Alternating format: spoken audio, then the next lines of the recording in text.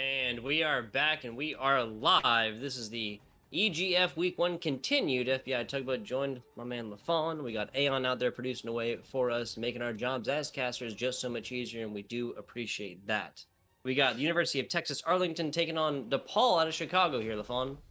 Yeah, it's you said match 2, so excited to see how this one goes on. Obviously, we get a quick look at our map pool in a bit, but if required, we go to the 5th map. It's best of 3 or best of 5, I should say. First of 3. There we go. First of 3, yes, that is the correct, right? Because ties are possible in the great game of Overwatch, correct? Yes, correct. And as a result, map number 1 is going to be Busan. We are going to be headed to Control first of all, as we always are. And this is an interesting one, right? We're getting a chance to look at these teams and see how they perform up in a tempo or up tempo, so to speak, on a map type like Control. And excited to start off here on downtown. Arguably the most cohesive point on this map. Most cohesive point. We had the ramen mascot in an earlier broadcast, and now we have whatever mascot this is. Not 100% sure. I think it's like a reasonable diner. To, I yeah, think it's like a diner, the like forks in the hand. Yeah, right? yeah. That's reasonable. That's reasonable. I like your logic there, LaFawn. Like your logic, LaFawn. Either that or it's like an ice cream joint, but you only eat it with forks. I've never heard about that, but I've also never been to Korea. Not yet. That's definitely a goal. I think that's definitely a joke. You don't eat ice cream with a fork. That's just. I would hope not. I would hope not, LaFont. We got Julian, Rain, Lort, and Tiki making up the first 4 members of the side of the University of Texas Arlington. Super Juice and Colby making up the healing core from UTA. Going over to it. A little bit farther off a point right here as this goes at it. First little bit of team fight action in. Nice jump. DPS deleted from both sides. Crow Nose comes into the flank right here. Gets instantly turned on and focused. Maybe 2 down to the side of DePaul. Getting aggressive as Colby at the front of this march right now. Damage up in the front. Can't really get to it because, yeah, just maybe that's just the difference between close quarters combat damage and a little more of that medium range. Yeah, already a switch comes in as Volok goes over to the Doomfist, but this is going to be really hard because the Sombra can just get so much value against a lot of members, in all honesty, on against DePaul here. Tracer, a sticky bomb wasted off the front. Nice utilization of the Dome Shield right there. Not going to matter, going to get back soon. Super Juice gets swarmed by the healing core and more of DePaul. Continued brawl back forth out here on point. There's the Moira ultimate. This Coalescence out to Obscure doing everything damage and healing wise. Up close and personal as the D.Va ult does get deleted out for now and forced back is the side of UTA. There's a hack as well. I do believe that DePaul is going to take this one in a few seconds. Just a little bit of cleanup action here on point on downtown. Noob absolutely living up to the opposite of their name, as that was a 6-person EMP across the board. And the Transcendence just not available to be committed by Super Juice means that it's going to be a team wipe there for DePaul. Their first real fight, a real brawl that required a lot of their resources. They're only going to have the Primal Rage in this next fight, so this EMP can be extremely massive for University of Texas Arlington. Except in the vulnerable position right now. Bomb out, not going to matter. There's another EMP. Rain this time with the 6-man against the side of DePaul. Couple members following through the thick of things. Julian deleted and getting taken out for their aggression so far. Lorlar showing off on the D.Va here. Only Crow Nose over on point. The Primal Rage is out. Hacked is in. And that's going to be UTA cleaning up here and progressing on about 50% now. Turns out when every single member in your team does not have their abilities, it's really tough to win a fight. So that's back-to-back fights with a 6-person EMP just gets extreme value. Now, it's a bit of a reset. 3 ultimates on the board for the defending squad here in for UTA. Namely the Minefield to stall and the Transcendence to just buy time as well. Sustain and area control is the name of the game for UTA, and they have to take this fight in the choke.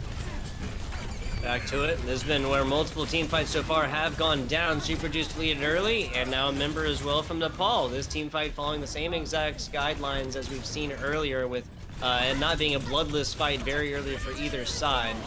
Another deletion here from the side of DePaul. Most people are out, and that's a nice boop, but doesn't get all the way out there as the Coalescence and the movement acceleration actually is enough for this Moira to get back on point. Obscure is still staying alive until the very end. There's the D.Va self-destruct. About halfway for taking this is DePaul. Transcendence out for Super Juice, making sure that UTA is gravy for right now. Now landing, can't get too much. That's multiple members deleted. UTA losing a couple. Volak falling in the thick of things as well as Diva Mech for Lord is deleted. 2 members from both sides on point. A lot of pressure against these supports. That's Colby, the support themselves getting a lot done right there. Julian joining the fight and taking out one of their own, and that's going to be DePaul coming out on top and buying themselves a little breathing room here, LaFawn. Yeah, not a moment too soon, as this is going to be a one-fight territory for University of Texas Arlington, and critically, they're going to have the EMP in just a moment. So all eyes on the defensive support line here with the sound barrier, because that is going to have to be the difference maker. If you can dodge this EMP and get the sound barrier off to sustain a little bit longer, then there is a possibility. Otherwise, I mean, UTA have a win condition.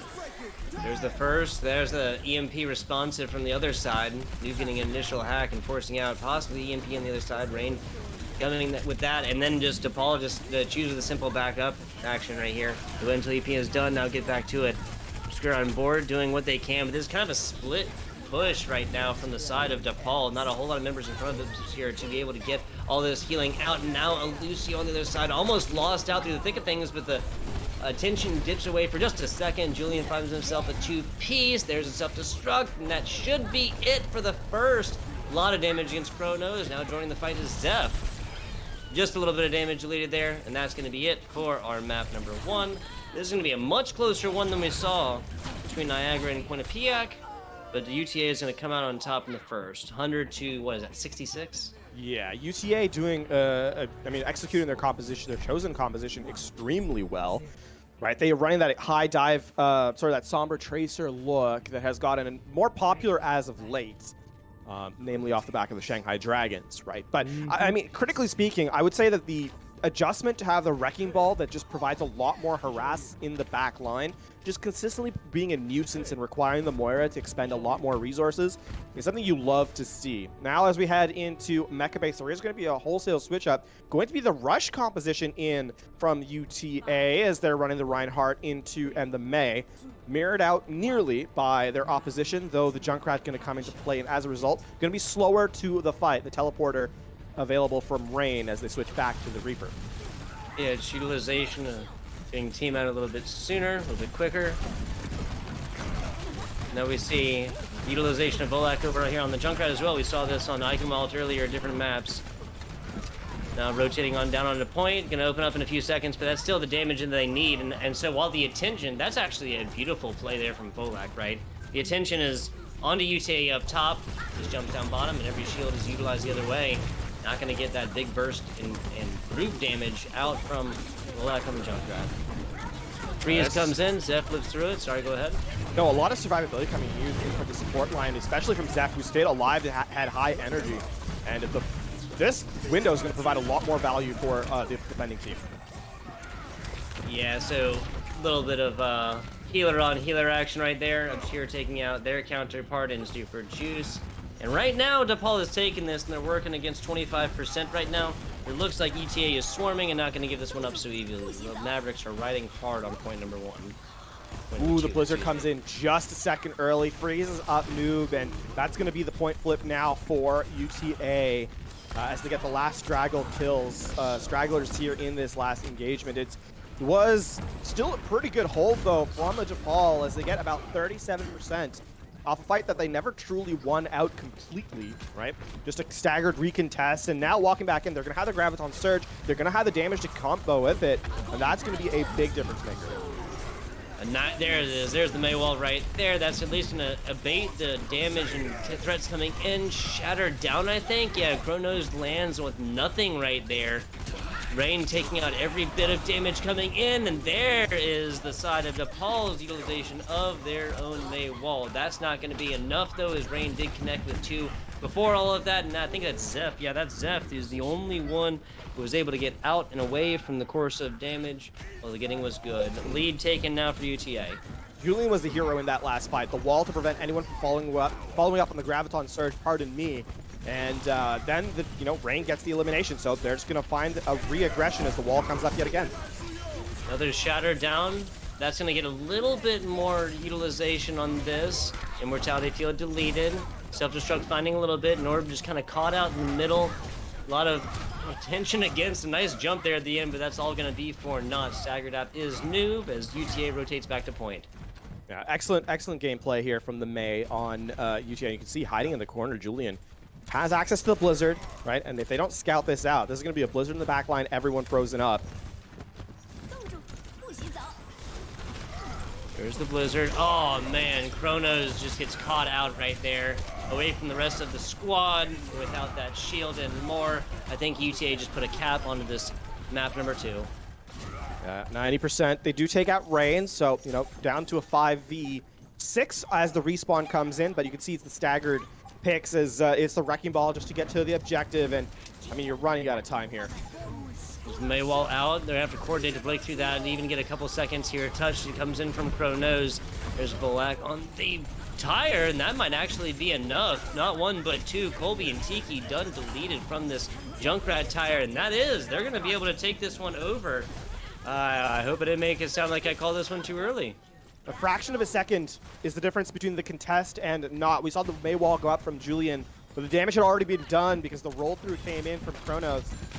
And the overtime gets, established, and of course, coming right back in, that Riptire is a big difference maker. Still, it's only one fight territory for UTA. They're going to have the Sound Barrier defensively, or they're going to have the Amplification Matrix offensively, as well as the Shatter in just a moment.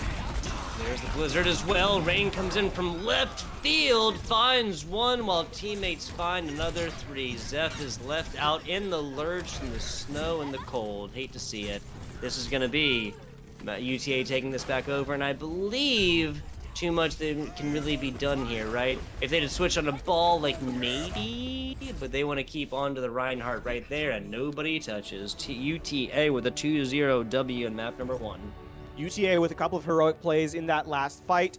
The Blizzard gets eaten by the off tank of UTA. Then, of course, the Rain with the Death Blossom, as highlighted here. And, you know, a combination of just clutch play after clutch play from the majority of the members of UTA is the difference maker on that last round, as they take the 1-0 lead in this series. Still hotly contested. It's a close match, and that 2-0 could easily have gone to a round 3, especially on the mecha-based version of it. Just defensively a little bit still required from DePaul, but they're close. They're close, and I mean, map number 2. We're going to see if they're able to even bring it back to an even keel on Eichenwald. Yeah, we'll see if there's a tying factor here on Eichenwald. It's a little bit of hybrid action coming in for you guys in just a little bit. Now, we saw Eichenwald be the place that Niagara had, like, honestly, their kind of biggest stand earlier. This was a much closer game. I know this is classic for casters to say, of course, but a 2-0 scoreline here from map number 1 doesn't really go to show just how close this could have been in multiple times. I mean, DePaul came through here and took this with just in the bare seconds of overtime while everybody is dumping out over ultimates like it's going out of style, right? They just are barely able to come out on top, and that switches from a 100 to I think a 27 or so win in map number 2 right there into what was getting close to a 9900 situation. Not quite there, of course, but getting close to that. And there's a lot to be said for that, LaFon. Yeah, I will say that compositionally on, especially round number 1 of Busan on downtown, it's tough because when you look at a composition, when you choose the heroes to kind of play, you have to think about 2 different things. What's your win condition primarily, right? Like what allows you to win fights? And the second thing is how well do those heroes synchronize together, right? For example, playing a slow-moving character like Pharah, who's kind of playing from that range, and a Junkrat, while they have technical win conditions, they don't work well together, right? You know what I mean? So what I want to see from DePaul here as we head into map 2 is having a composition that works with everyone together, because clearly they're able to provide characters that play. They were able to play the Doomfist to great effect. They played the Sombra. They looked good on the Reinhardt composition as well. It's now just putting those pieces together, and I think if they do, they're really in this series all together. Yeah, it's just a couple. It's just kind of like that cleaning up the edges, right? It's just a little bit of play that they need to kind of monitor. And it's the difference of just a tiny few mistakes right here. But otherwise, this has been an entirely competitive match so far. We're looking at Eichenwald next. In case you're just joining us, we'll go ahead and give you your full map through here, Lafon. That's Busan, obviously, we just saw 2-0 fashion forward of the Mavericks. That's UTA. Number 2 is Eichenwald. That's what we're about to see right here. Number 3, we will be guaranteed is the Hanamura, little 2CP action. Junkertown will be our 4th map if we go that far. Oasis will be our 5th map. And then if there is a tying match, we will go down to, I just had it, Ilios. Ilios will be our overtime, match tire, however you want to call it. Yeah, so still a lot of Overwatch to get through before we're even having that conversation. And as we head into Eichenwald, we can talk a little bit about what we expect to see from these teams. UTA clearly a flexible squad. They were able to play both the dive and the rush composition to great effect. Looking strong on both as they took the 2-0. And now, heading into map number 2, it's going to be UTA on the offense, DePaul on the defense to start us off. I'm curious if UTA is going to open up with a rush composition. Eichenwald, that first point, is notable that you can run a lot of stuff. We've seen dive work, right? You just sort of ignore the choke, jump past it, play inside, beside the clock tower, right, where the defense kind of congregates. You can also play the rush and kind of just meet the opposition head-to-head. And so from a team that is clearly able to play both, I'm most interested in how they're going to have that opening fight. What composition is kind of going to be the name of the game to sort of start things off. Because if you can get that first fight cleanly, then second can snowball in your favor as well. And that sets you up really well for trying to close out the map. I can dig it. UTA is going to be on the offense here. DePaul on the defense. We are sticking with the alliterative theme that we have established across map number 1 of Busan. Coming out, obviously, they'll have plenty of time. 4 minutes on the clock. There'll be a lot of different looks kind of coming into this one when you're talking about team comps and whatnot. You kind of establish what we might see here, but we definitely saw wonkier things work earlier. And at the end of the day, the closest we really got to like the team that was down coming forth and like doing a lot on point number 1 was just a simple rotation and then not even taking a fight. So perhaps it might come down to a situation like that, but who knows? It's theory crafting in its absolute worst at this point. Noob and the rest of DePaul on the left in the blue. We have UTA on the right in the red. We have teams that have changed, and I'm glad that I've realized this because I would have called it the other way around this entire time, Lafon. It would have been madness. Yeah. I'm interested to see what Julian plays because I think Julian was a big difference maker on map number 1, specifically on the May. I think the control of the wall, using that to sort of bisect your opposition, and then kind of hiding in the corner with the Blizzard were 2 key changes or 2 key plays that Julian made. And so I think it's going to be an interesting focus point here for DePaul, right? If you can shut down Julian, it makes it a lot harder for the rest of the team to kind of situate themselves and kind of find value. So definitely an eye out on the DPS player for UTA. I said at the top of the map, or just as before we were about to head in, that composition was going to be interesting. Are we going to see the rush or the dive? And the answer is we're going to see both. Defensive rush, offensive dive, and pick where you want to kind of go is really the offensive, the name of the game for UTA at this point. Yes, UTA on the right again. Everybody here except for the Anna having some sort of movement ability. Have Julian up top, getting pocketed by Colby on the Mercy. See how that goes. They're opting for a more right, I guess, westward push at this. A lot of different sources of damage coming in at this Chronos Reinhardt shield. I think they know that, and now that's why they're opting to move all the way back to point. Smart moves for the side of DePaul so far, correct, Lafon? Yeah, right. Just make sure that you can rotate the Reinhardt around and have to face multiple avenues of attack. Good anti-nade onto the Reinhardt, but Yana goes down first. Purples and more after the freeze. Super Juice down, followed by Rain. UTA might actually have a super good push at this. Yeah, the defense is done and dusted. Whatever they chose, just not working out so well. I really like to see rather how DePaul kind of played around the Pharah, right? Just keep rotating the shield. The immortality field was layered, so you didn't have to sort of force it early. And now everyone's chasing after Julian, but gonna make it back to their team post haste. Barrage online, gonna be obviously difficult against the Diva, but an opportunity nonetheless. Taking out Zeph definitely be the first course of action coming into this. That's definitely going to be harder. The Volak on the May, Noob on this Cowboy. Trying to... that's the solid way to start it. Julian using the Concussive Blast to try and separate Volak, but that's going to be a classic. Cowboy on Tracer, and Noob does not get there in time, then gets dusted with a damage boosted arrow direct shot. Team kill. That's going to be one of our first bells for the day. Julian continuing on fire onto the spawn door.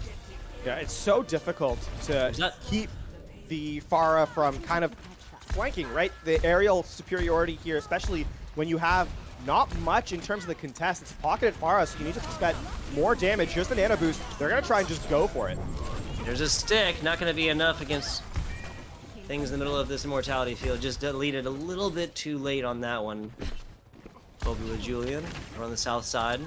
Members of DePaul now rotating back down onto point to try and stop this after the drawbridge. There's a lot of damage in the back, and then they commit inside all the way in from UTA. Yields and being defenseless against the spare in the back. Yeah, this is it's so hard for my condolences to Zafe, really, because you have to focus not only on the Pharah, but also Tracer in the backline, Rain running havoc. And while all that's going down, right, Tiki's able to just kind of displace people with the sort of knockback that the Wrecking Ball induces. And now over the top, just walking out. Look at that spam yet again from Julian. I might want to consider, playing the backhand, because you do that instead of just trying to get a concussive blast like Boop or like 2, even 3 or something like this. And play the hand early. 6 players turn their attention towards you, and not even a pocketed mercy is going to keep you alive through that one. 3:30 on the clock. UTA is still technically rolling until this Noob's Cowboy gets up there and has something to say about it. Forced all the way back. A lot to be said for Lord, at least taking the progress while he could. Something I want to kind of pay attention to is that there are 3 big ultimates on the defensive end, but I would expect the Earth Shatter and the Blizzard to be used on one player. Don't go for the big hero play. Just get a commit on an elimination and go from there. Julian trying to find and damage edgewise and use damage, the concealment in the front to block out and damage. Not going to happen. No cover there. Rain just peppering in from the front. Lord getting up close in the middle and thick of things. There's the Shatter and more. Not going to be able to utilize that as Noob pulls out the High Noon. Leaks that out early, and the rest of UTA decides to just take the tumble, reset, and come back in this one. Yeah, decent progress there. Actually, Kronos swings the hammer, and as Tiki uses the pile driver, so gets a majority of the health pool of the Wrecking Ball from that elimination credit, and is now up to 60% despite just using the Earth Shatter. Blizzard's still online for Volak here, and as I kind of highlighted at the top of that last fight, you should be using it here on a solo Blizzard, on the Wrecking Ball, on the D.Va. Just make sure you get 1 kill with it for sure, and that's kind of what Volak has to keep an eye out for here. And what kind of a bird in the hand, 2 in the bush sort, right? We're still keeping with the theme, of course, the aerial Julian board. I like it. I like it. Fun. Volak getting super low. Now coming back a little bit. Want to keep this alive to keep that Blizzard possible. And that is a terrible series of circumstances. A series of misfortunate events, if you would, Lafon. Battle Mercy getting a ton of value, though, and they're going to be able to get this res here on Julian as well. Colby popping off. Here it goes. So Rain's only the one that's fallen really permanently for the UTA side right there. Sleeps and more, purples and more. Shots coming in, and this is not a defense matrix they can keep all the way up. Julian just continuing to pepper these on. Baby D.Va situation. UTA should be able to get the 2nd point.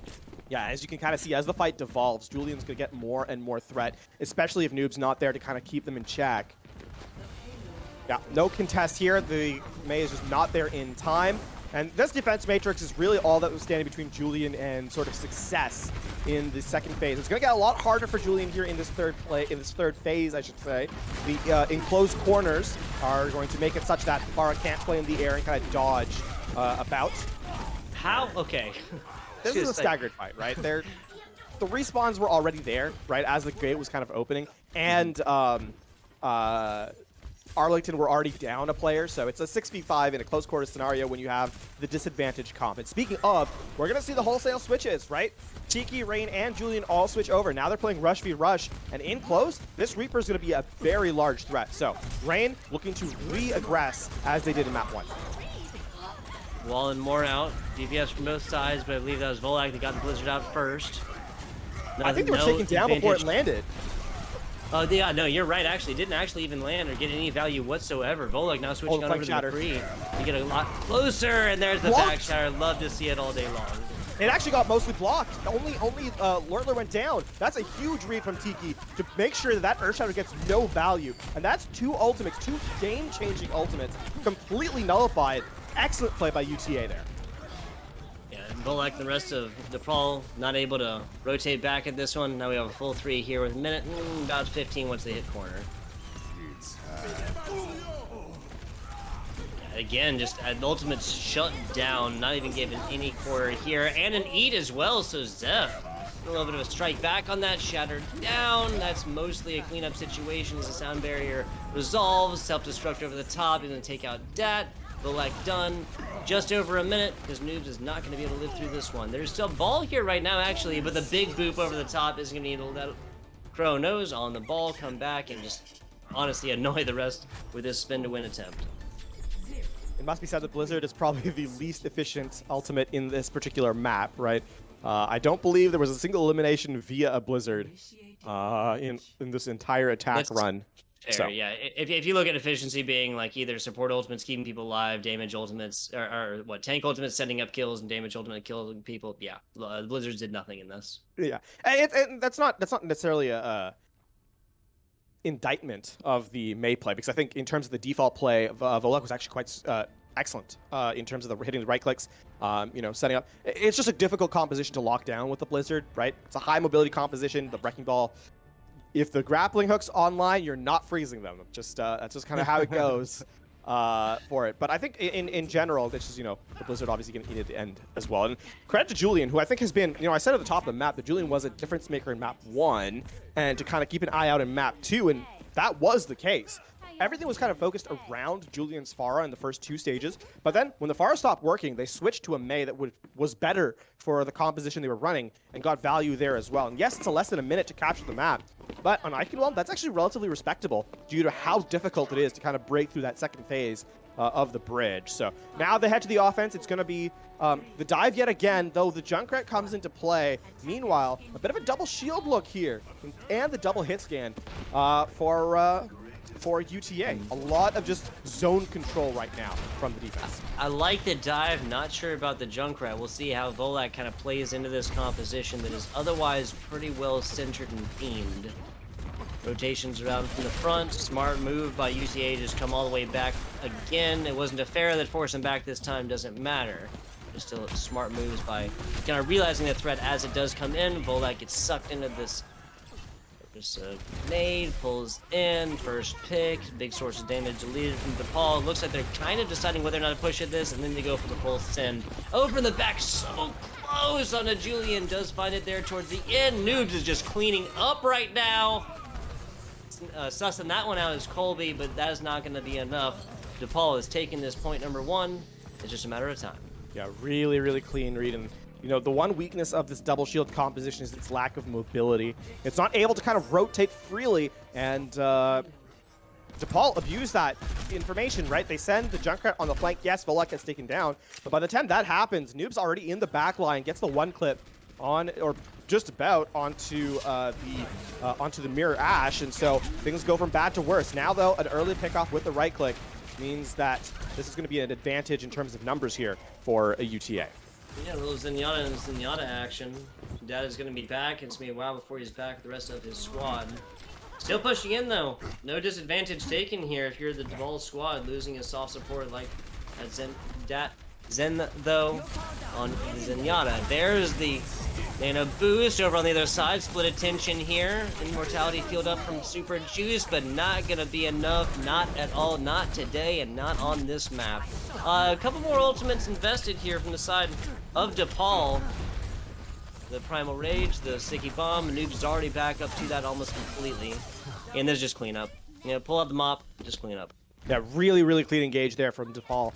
They send the it's picture perfect, right? It's exactly as you draw it up on the plan board, right? The Nano onto the Winston, who jumps into the bubble to prevent any stun. Then the Primal Rage once the Nano boost expires. It literally perfect there from the squad in blue, and they're gonna make their way across the bridge. Now the recontest supercharger to amplify damage and just provide a bit of a scary front here for for DePaul. Oh man, Kronos tries to stay on this one and get in a little bit of that tickle damage. Not going to be enough. Everybody focuses that one down. The main tank and huge source of damage from DePaul gets deleted. Any advantages they took in this early one now put back to the true neutral situation. LaFon. You can kind of see what DePaul was looking for. Oh, that's an unfortunate place. Good bubble to get out. You can see what they were trying to do. Have everyone play the high ground while the Winston just is the only person to kind of hold ground. Unfortunately, the damage throughput just so much from the double hit scan into Supercharger. And reset comes in. Rain continues to put just headshot after headshot into play. Just to be a nuisance and a threat here, certainly. Volok has certainly had some unique placements of these Junkrat traps recently, that is for sure. Another trigger right here, has been getting him in all day long. There's the tire coming in edgewise, flank down bottom, comes onto the Sigma and finds that all day long. Grab down bottom doesn't find a whole lot of advantage for Zeph, but that's going to be enough given that his team is just cleaning up otherwise. A lot of damage up top, Zeph getting super low right there. Turned the attention to this Nyata and actually felt the fire from it. Right now, the flashbang out, and Zeph is not able to be kept alive from Obscure. The nano boost onto Junkrat to try and keep the dream alive right here, and that is not going to be enough from an onslaught of UTA players. Shut this one down again. 2.5 minutes you might have looking at second point, but that's not going to be enough. Yeah, UTA they find that DePaul goes after two split squads, and rather than kind of force the issue, they wait for they just continue those skirmishes, wait for their respawns to get back, and obviously the defense is a closer spawn room, so their numbers come back swifter, and that is a big part as to why that fight ends up in their favor. Back to the drawing board. White, yet again, as the Zen is out early for a second fight in a row. Very early Zen versus Zen violence here, and that's going to be Dat Zen though winning this one a couple times in a row now, and that's going to be not quite it. I love from Noob how close this got. They're going to clean this up and now push it back a little bit farther, maybe towards the beginning of bridge. They obviously won't leave this yet, but UTA, solid defensive stop again. That was like less than half a meter to the objective capture. You can see everyone kind of just frantically returning to the objective to make sure they can test. But you bought a lot of space to walk up here, so, you know, even though it doesn't get the capture, it finds some value at the very least. Yep. Back half moves, almost taking it all the way there. Lore taking the brunt of his damage so far. Shields and more out. Zeph deleted from some well-placed shots from Tiki. Tiki just sitting pretty in the back right now, just lobbing shots, not taking any disadvantage from it. Fantastic job from UTA the past, honestly, what is it, 2.5 minutes, LaFon? They've just been holding pretty much right here until the noob's almost back cap.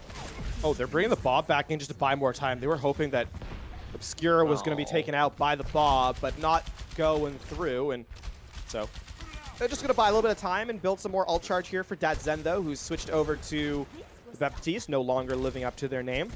And this composition now, in all frankness, does not have a lot of synchronicity. I talked about this in the map number 1, or at the end of map 1. Dat Zen, though, out early. Ooh, Noob attempting a flank right here. Classic Cowboy stop right there. Stunning more. Lore going up against a angry Winston right here. I can usually tell you how that goes until everybody else has something to say about it. Now pulling ultimate, no bad cap for you. Chrono's super low. That's going to be enough for Lore to get back on over. Hold this down. 5 seconds to go. There is a Doomfist there and a double pick in the back. That's actually the healing core here for the side of UTA, and this just became an actual team fight if anybody can touch, and they cannot. Eichenwald going the other way. UTA taking this, or excuse me, not going the other way. Going in the same way, but at much more highly contended action. Yeah, this was a very, very close map, scoreline notwithstanding. Let's see a quick highlight of the game, and this was that Pharah, again, that opens things up, right? Just the pick off from the damage throughput, it's so hard to deal with. And then the Diva without the Matrix just can't, you cannot stop the rockets. And as the longer the fight goes, the more deadly the Pharah gets, just due to how much attention they take, right? So UTA with a game plan they executed on correctly and well to give themselves the 2-0 lead here in the series as they head themselves to match point. We've seen what we saw a sweep a little bit earlier, Niagara against Quinnipiac, with Quinnipiac taking that one all the way. And Eichenwald, again, shows up to be numerically the most hotly contested map here so far. But this has been a much more more even keeled again matchup between DePaul and UTA. We're gonna go to a very short break and then be bringing it back to you with map number 3. That's gonna be Hanamura for a little 2CP action. Don't tune away because me and LaFon would like to take it personally and stuff, man.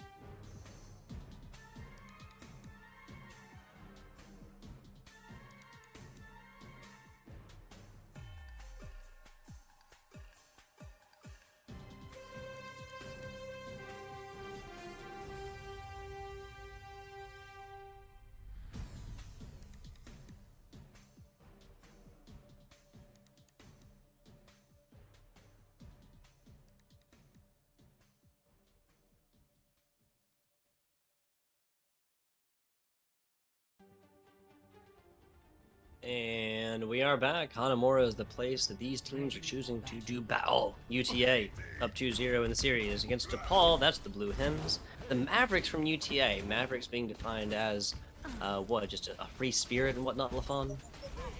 Yeah. There's a element of recklessness ascribed to the name as well, I believe, so.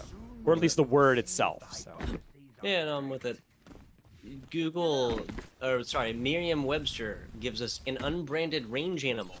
So perhaps an unbranded wild free spirit, wild stallion, or something like that as well. Their logo, of course, being the, what is horse-themed again? Equine?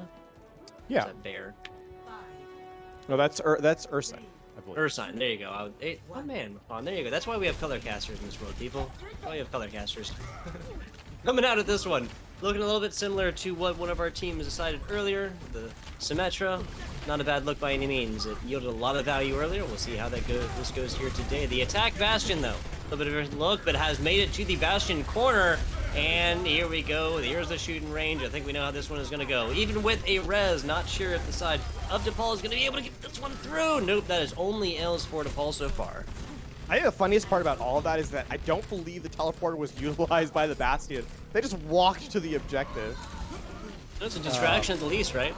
Yeah, that's just gonna be a clean. Once the Bastion gets up in the corner and your formation's already broken apart, it's curtains, and this is really disastrous because walking in, this fight's happening before the defense is ready, and they're already down a member. Yeah, and UT up 2-0 in the series, about to put a huge foot forward. This is a couple members away as Julian once again just kind of utilizes, beats feet, gets on over to the side, sets on up. Now that angle may not be, beneficial for him. There's the sim wall, not going to matter. LaFawn, we have practically a 6-minute Hanamura time here for the side of UTA. Yeah, University of Texas Arlington making the word defense look like a typo, certainly there, as that was lightning quick. I mean, check the record books. That's gotta be up there, right? For sure.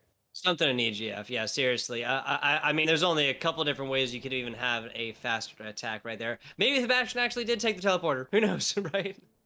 Yeah, no. At that point, you're literally splitting hairs. Like it's not.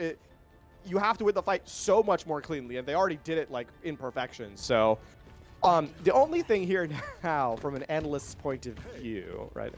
I have to clarify this for a second, is that the defense has their advantage already in time bank, but they also have the mental advantage, right? Because looking at this, if you're DePaul, not only did you kind of get walked over on your defensive round, you have to equalize, and you need time bank remaining to get a chance to face against nearly 6 minutes more time bank.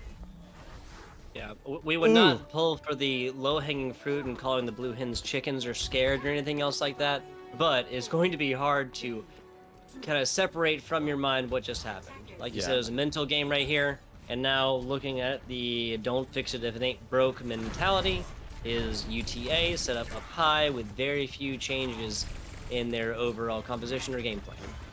Julian did everything in a bag of chips down earlier. What was that, DePaul? I mean, I was going to say, this is a dive composition, but who do you dive? Yeah, who on the opposite team are you really looking to kind of aggress on? You don't have a lot of verticality, and if you try and send your Winston in onto this, onto this Bastion, not only is there a teleporter in case, Julian feels threatened, you're just going to be cut out, like taken down, before you even get a chance to look. So Volak going to make a switch over, but I would like to see a Mercy with this. I think you need the pocket if you're going to run the aerial combat. Without it, you just don't have the damage throughput you need to get rid of this opposition. Yeah, taken to the skies, that might be the idea here for DePaul, just trying to go for a split attention and get something going here. As it is, that is a glowing Bastion that is doing bad things to this offense right now. Now touching a toe on the point for the first time, switching attention just for a brief second. Man, oh man, it's time. I've said it before, LaFawn. I'm not going to get on a soapbox, but I feel like a Bastion should not be able to teleport through while staying in the same tank or turret formation. The real risk here is who are like. I talked about win conditions earlier. We saw like Volak nearly caught Julian on the teleport back right with the sticky bombs, but just the sheer squishiness of a 200 HP hero.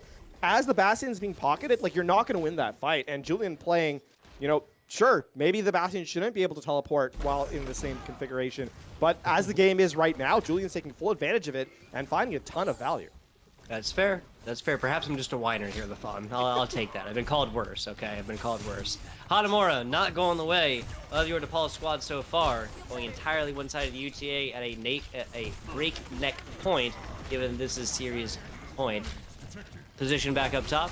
Julian's got that one. We have the Immortality Field as well. No teleporter out for right now. That's exactly what noobs need. Rez gonna be coming in onto Julian from Colby now, but that break might just be what they needed. Rain deleted as well. Now pulling out the Primal Rage and looking at the Bastion side. The absolute least Protos can come forth and at least take this Bastion out of the fight for a little bit, but people join him inside, and all shall fall to the Bastion.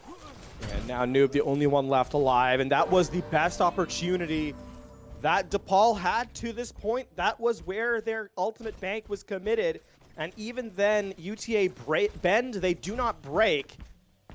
And now, I mean, with what is it?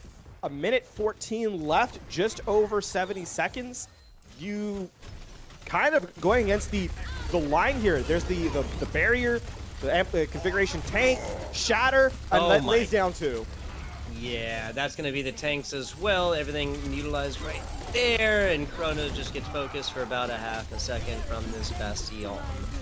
Teleporting back and forth, getting multiple sightlines to Metro Wall out as well. There's a res here for the side of UTA, so their only real loss in that was Tiki. Got res back up. Now Volak looking to, just take this at a different angle a little bit later. I don't think they knew that Volak was alive. There is a small window of opportunity here where the go button needs to be committed. Nano Boost into Duplicate and Dragon Strike. You have to use them all at the same time and just split attention. But you only have a small window of opportunity, and I mean, the time is really your enemy here at this point. Just the mortality field, at least the cooldown has been started to copy onto the Sigma here. Volak utilizes that. There's a lot of healing coming in. There's the dragons as well. Charge coming down. That's going to be one. Now two. Both shields actual for the side of DePaul. Deleted. Noob finds one headshot-wise, so maybe a little flash action there towards the end, but I think this is just cleanup at this point, LaFon. And that is going to be the 3-0 as not even a third gained on the objective. Overtime will sadly tick away. The Wrecking Ball looks on, not able to contest, and UTA with a clean sweep here on Hanamura gives themselves the sweep in the series with a 3-0. Yeah, Hanamura has just been rough to one of these teams so far. 6 minutes, or what is it? I guess 5:53 is the technical amount. Here's what I can say for sure, LaFon. That is the highest in this season of Overwatch. The most time that a team has taken on Hanamura. That's the stat I'm comfortable going with, my man.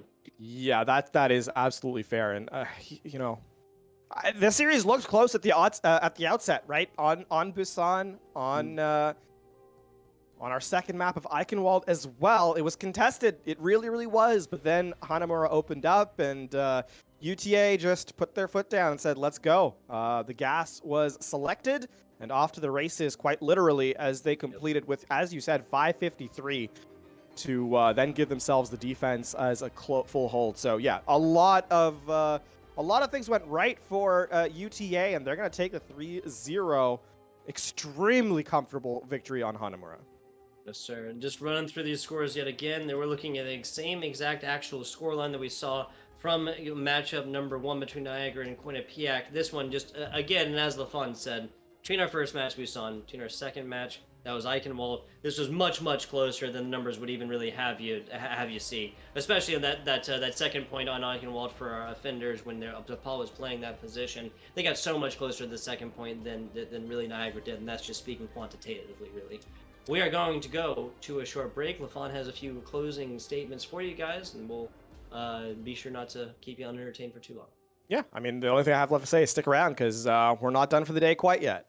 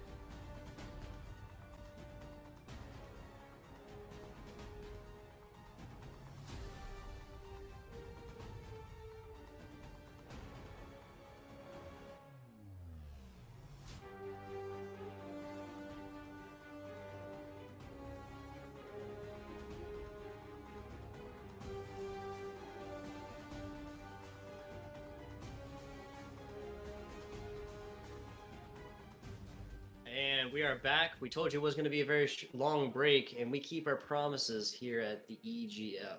Lafon and I here with Tiki. It's one of our tanks here from UTA to come in and give us a minute of his time after the game. Tiki, you with us? Yes, sir. Glad to be Here here. you go. All right. Lafon's going to start you off, and I'll round you out and get you on out of here, okay? Yeah. All right. First of all, I mean, congratulations on your victory, right? 3-0 is always a great thing to see. Kind of picking your brain a little bit on how you guys played. Obviously, maps 1 and 2 were a little bit closer, right? A little bit hairy at certain points. I think it was 0.5 meters on the second objective before it got captured, but got there in time to prevent the back cap. Then you guys rounded out in a, shall we say, speed run of a map on Hanamura. Just a little bit. Talk to me the differences, right? Maps 1 and 2, they were closer, right? Still pretty one pretty well by you guys, but the difference between maps 2 and 3, sort of what's the difference there for you guys? Well, I think we might have been trying maybe a little bit too much on the first few, and we weren't really just trying to have fun with it. As you saw, we kind of brought out some troll picks a little bit there on the third map, just a little small troll picks, and I think just that took them by surprise. A lot of the other maps we were playing comps that were just normal, I guess. But I mean, I felt like we were pretty in control that entire match. So I don't know. I think the main difference is that. Yeah, for sure. Having fun is a big part of that. Talk to me about your compositions a little bit, because obviously you guys are flexible. You ran, on map 1, you ran dive and you ran rush, right? You got the play. Speak to me about your team's comfort in terms of that flexibility. It's tough to run. It's tough to be in control of that many compositions, right? You have to practice so much more, and on one map nonetheless. Is that something you guys pride yourselves on, having that level of flexibility? Yeah, we try to keep us as flexible as possible. I know I wasn't really comfortable on the ball, like a month ago maybe, and I started to pick it up, and I'm still not like the most comfortable on him, but I enjoy him. And I mean, Leutler is just he's a bit of a girl boss personally. He kind of just plays whatever, and I think we're all just very, very flexible. I know Julian, I've played with him before UTA, and it was like he would play the hit scan and the like projectile flex DPS picks. So it's always good to have him on the team with his flexibility and all that. Awesome. I mean, talk about what you got for it. Yeah, no, you talked a little bit about differences. I want to ask about the UTA similarities. We were talking a little bit about how this squad looked from last year. I want to ask you about any new pickups that UTA has had this year from their Overwatch squad from last year for the EGF. Yeah. So I'm new. This is my first year, and Rain is also new.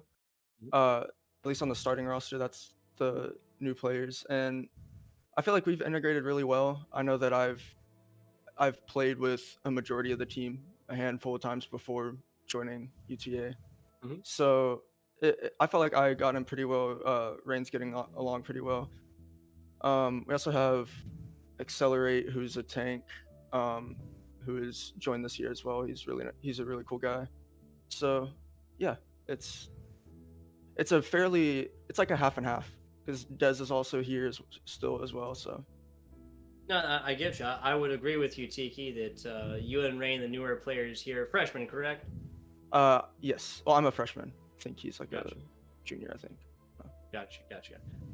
Yes, I would agree with you coming and having a very positive impact. We definitely saw that on our Hanamura map.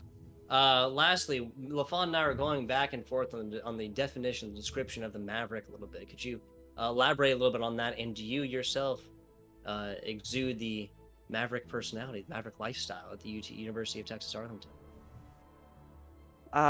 Okay.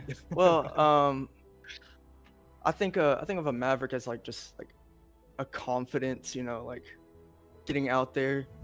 And maybe sometimes I'm not, but I feel very confident in myself when I play. So I feel like when I play, I am a Maverick.